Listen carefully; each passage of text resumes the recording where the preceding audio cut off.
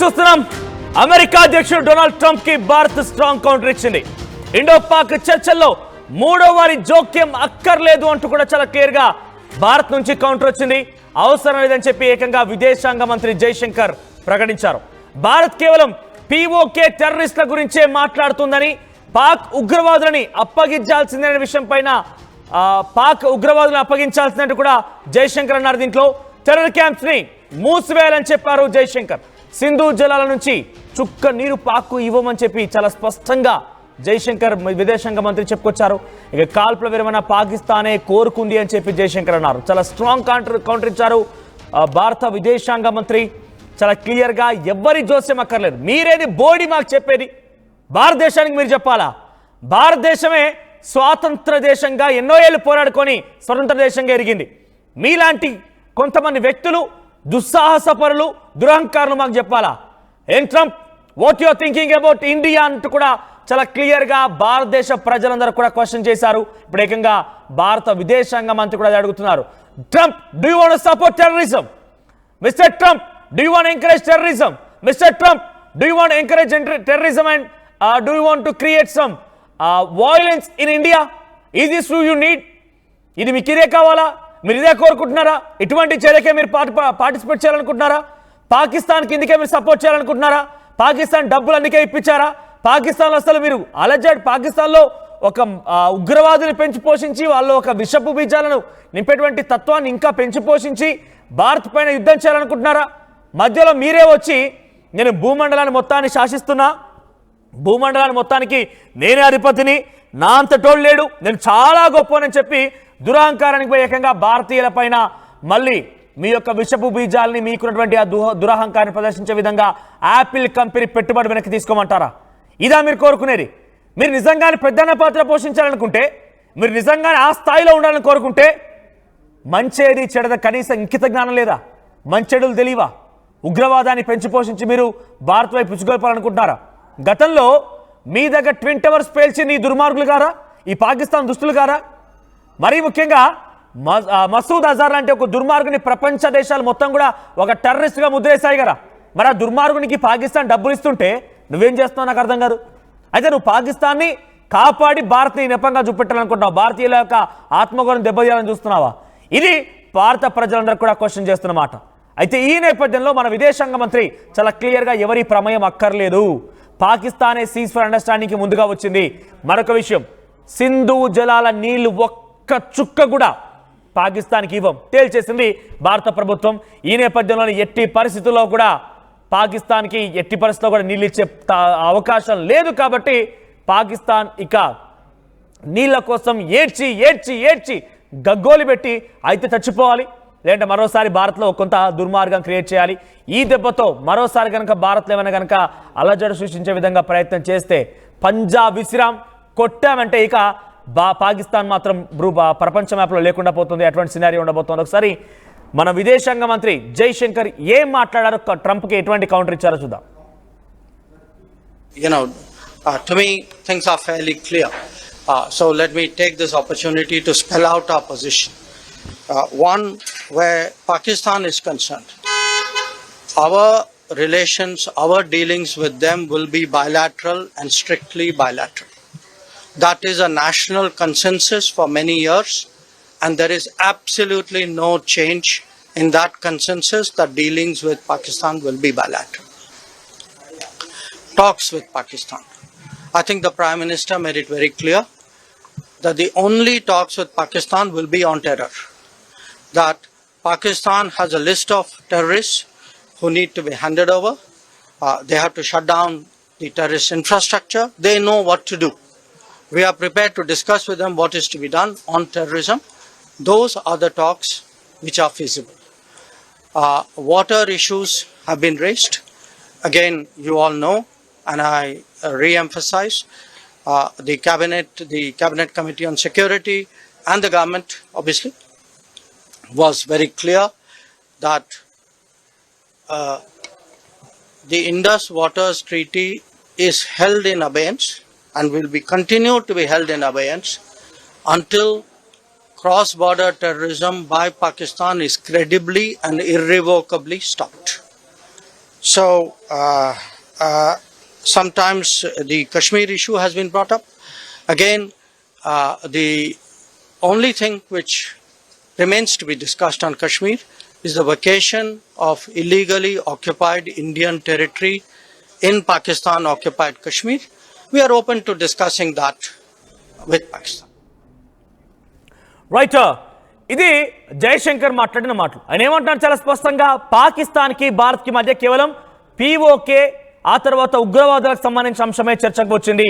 Cease fire అండర్స్టాండింగ్కి వాళ్ళే ముందుగా initiate చేశారు, వాళ్ళే మన దగ్గరికి వచ్చారు, వాళ్ళే కాలబేరానికి వచ్చారు, మనం ఎక్కడికి వెళ్ళలేదు, ఇంకా మూడో వ్యక్తి ఇన్వాల్వ్ కావాల్సిన అవసరం ఏముంది అంటూ కూడా ఆయన సూటిగా డొనాల్డ్ ట్రంప్ని ఉద్దేశించినట్టుగానే మాట్లాడుకొచ్చారు. నిజానికి ఇరు దేశాల మధ్య యుద్ధం ఉంటే డొనాల్డ్ ట్రంప్ ఎందుకు రావాలి? నిజంగానే వచ్చి ఉంటే కనుక అక్కడ బాధితులు ఎవరు, నిందితులు ఎవరిని చూడాల్సిన అవసరం ఉంటుంది. కానీ ఆయన వచ్చి ఇరు దేశాలు సరిసమానంగా చూడడం, భారత ప్రజల ఆత్మగౌరవం దెబ్బతీసే విధంగా అటు ఉగ్రవాద దేశంతో భారత్ని పోల్చి చూడడం, భారత్ని కలిపి చూడడం, ఇటువంటి వ్యాఖ్యలు చేశారు ఆయన.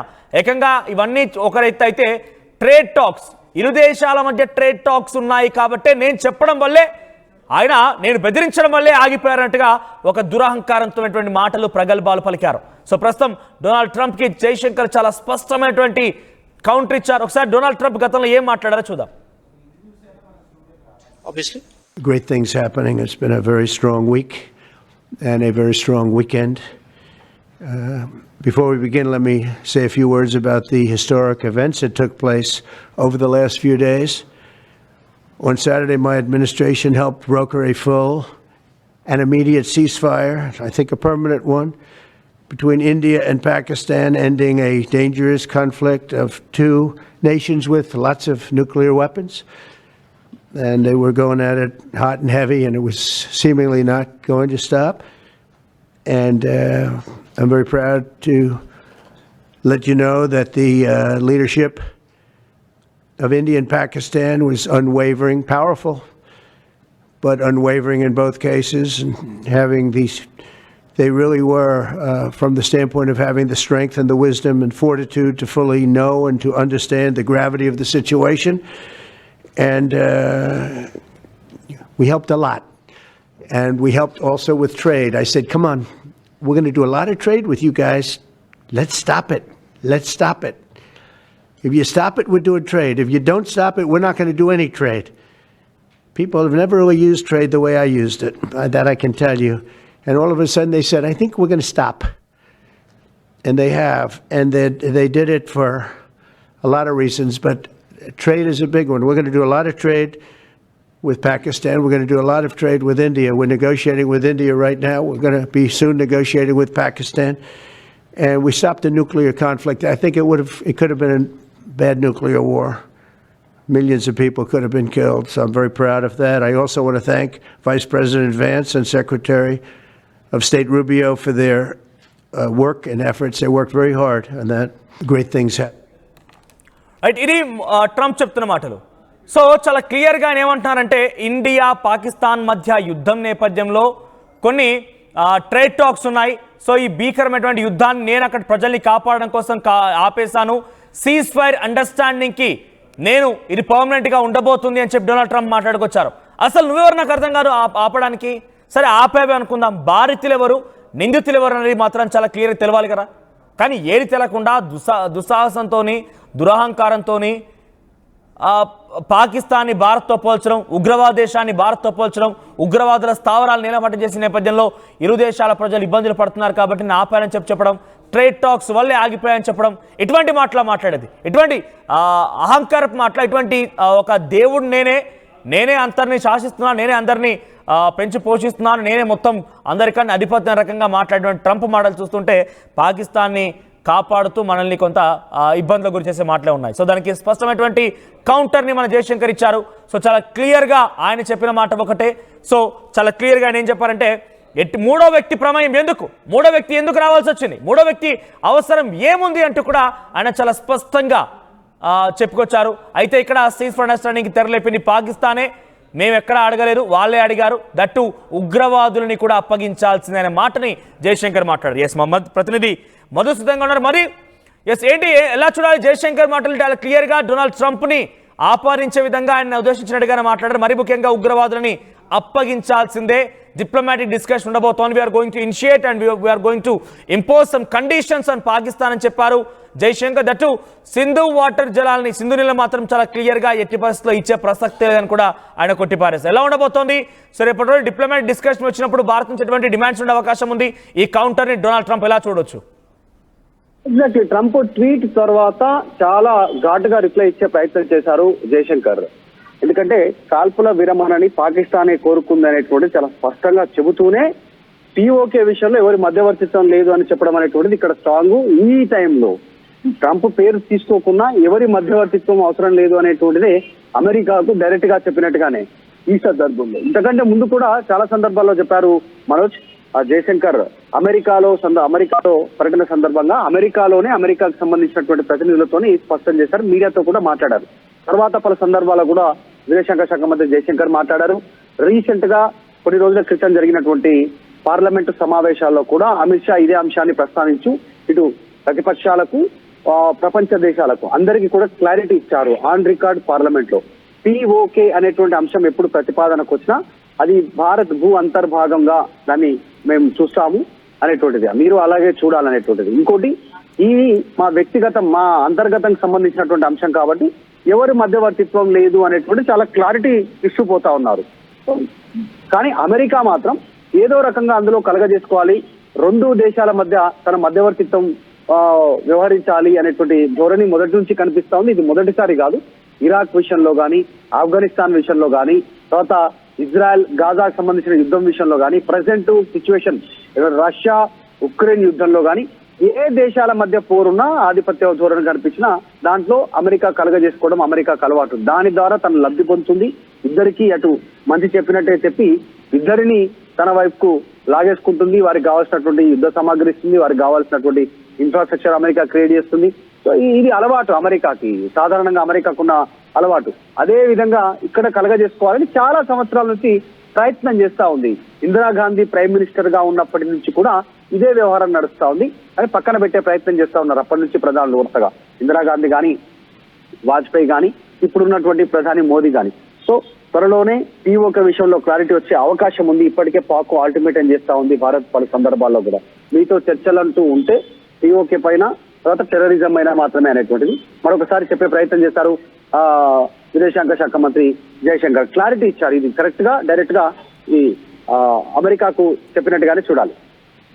రైట్, అంటే ఇక్కడ సింధు జలాల నీళ్ళని కూడా ఎట్టి పరిస్థితుల్లో వదిలే ప్రసక్తి లేదని కూడా చాలా క్లియర్ గా జైశంకర్ చెప్పిన మాటలు విన్నాం. అటువైపు నుంచి పాకిస్తాన్ ఏమో మా గొంతులు ఆరిపోతున్నాయి, మేము నీళ్ల కోసం ఇబ్బంది పడుతున్నాం, ఇక్కడ ఎదురు చూస్తున్నాం, దయచేసి మాకు నీళ్లు వదలండి అంటూ కూడా ఆల్రెడీ ఒక లేఖ ద్వారా మన విదేశాంగ మంత్రికి పొందుపరిచినట్టు తెలుస్తోంది, మన ప్రభుత్వానికి ఇచ్చినట్టు తెలుస్తోంది. సో కానీ ప్రభుత్వం ఎట్టి పరిస్థితుల్లో వదిలే ప్రసక్తి లేదంటున్నారు. అటువైపు నుంచి పాకిస్తాన్ ఇంకా హెచ్చరికలు చేస్తోంది. సింధు నీళ్ళని కనుక అలా విడుదల చేయకపోతే మరోసారి యుద్ధానికి తెరలేస్తున్న మాటలు కూడా మాట్లాడుతుంది. ఎలా చూడాలి దీన్ని?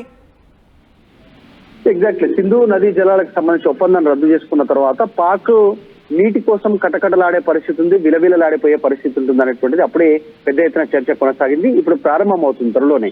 దీని తర్వాత ఇప్పుడు డ్యామ్ ఎత్తు పెంచుతారు, నీటి సామర్థ్యం పెంచుకునేలాగా, తర్వాత అక్కడి నుంచి వాటర్ ని యూజ్ చేసుకునేలాగా జమ్మూ అండ్ కాశ్మీర్ కి, తర్వాత నెక్స్ట్ ఫ్యూచర్ లో అవసరం అనుకుంటే ఇప్పుడున్నటువంటి కొన్ని వాటర్ సంబంధించిన ప్రాజెక్టులో వాటికి సప్లై చేసేలా, వాటర్ ని అక్కడ నుంచి తీసుకునేలాగా, తర్వాత హైడ్రో పవర్ కోసం, ఇలా అన్ని రకాలుగా వాటర్ ని ఉపయోగించుకోవాలి సింధు నదీ జలాలను అనేటువంటిది భారత్ భావిస్తా ఉంది.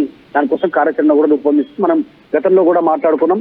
అఫీషియల్ గా భారత ప్రభుత్వం వరల్డ్ బ్యాంక్ కి లేఖ రాసింది. సింధు జలాల నదీ ఒప్పందాలకు సంబంధించిన రద్దు చేసుకున్న తర్వాత ఒప్పందాన్ని అఫీషియల్ గా ప్రాసెస్ ఏముంటుందో ఆ ప్రాసెస్ ప్రకారం వరల్డ్ బ్యాంక్ కు లేఖ రాసి దానికి సంబంధించిన క్లారిటీ తీసుకుంటున్నారు. సో త్వరలోనే డ్యామ్ ఎత్తులు పెంచుతారు, నీళ్లు వదిలేదు.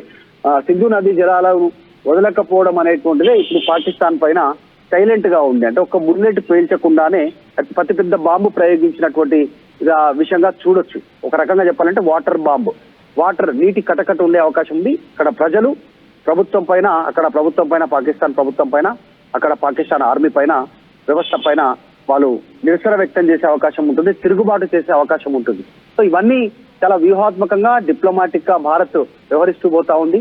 ఇప్పటికే విదేశాల ద్వారా తీవ్రమైనటువంటి ఒత్తిడి చేస్తా ఉన్నారు, దౌత్యపరమైనటువంటి ఒత్తిడి.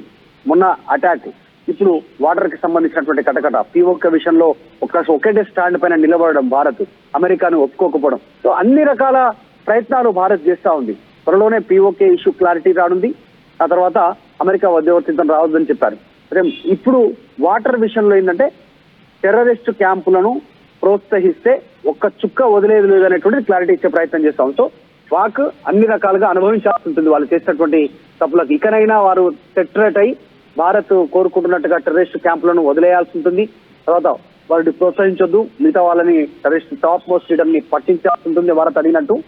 POKని అప్పచెప్పాలి. అప్పుడే పాక్ ప్రజలు, ప్రభుత్వం అక్కడ నార్మల్ గా ఉండే అవకాశం ఉంది, లేదంటే ఇక తీవ్ర పరిణామాలు చూసే అవకాశం ఉంది. రైట్ మధు. సో చాలా క్లియర్ గా డొనాల్డ్ ట్రంప్ ని ఉద్దేశించినట్టుగానే మన విదేశాంగ మంత్రి మాట్లాడారు. చాలా మంది కూడా ఎక్స్పెక్ట్ చేస్తుంది ఇదే. డొనాల్డ్ ట్రంప్ ఇన్వాల్వ్ అయిపోయి ఏకంగా మనల్ని శాసించే విధంగా మాట్లాడుతున్నాడు ఏంటి, ఆయనకి ఎవరు సమాధానం చెప్పేవారు లేరా అంటూ కూడా ఎక్స్పెక్ట్ చేశారు కదా. ఎస్, ఇప్పుడు సమాధానం దొరికింది. నువ్వెవరయ్యా మమ్మల్ని ఆపడానికి? అసలు నువ్వు మూడో వ్యక్తి ఎందుకు వచ్చావు? ఈ దేశాలకు సంబంధించిన విషయంలో భారతదేశంగా భారత్ ఉంటే నింజులుగా పాకిస్తాన్ అటువైపు నిలబడి వాళ్ళకి రక్షణ కల్పిస్తూ భారత్ని పాకిస్తాన్ పోల్చి చూస్తావా?